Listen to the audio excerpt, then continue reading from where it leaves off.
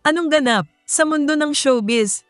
Kinaaliwan ng mga netizen ang TikTok video ni na Cherry Pie Picache at Mercedes Cabral habang nagkukulitan at nagsusubuan sa behind the scenes sa taping ng kanilang seryeng FPJ's Batang Quiapo. Si Cherry Pie na gumaganap na Marites ang legal wife ni Rigor o si John Estrada sa nabanggit na action drama series, habang si Mercedes naman bilang Lena ang siyang kabit. Sa video, makikitang sinubuan ni Cherry Pie si Mercedes at maya-maya, si Mercedes naman ang nanubo kay Cherry Pie sa saliw ng kantang Dilema.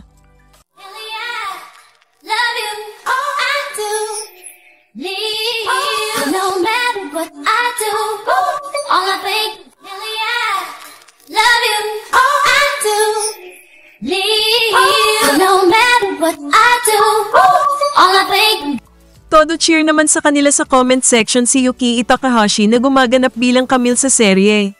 Sigaw tuloy ng mga netizen, mukhang bagay raw na magka-GL series o movie ang dalawa.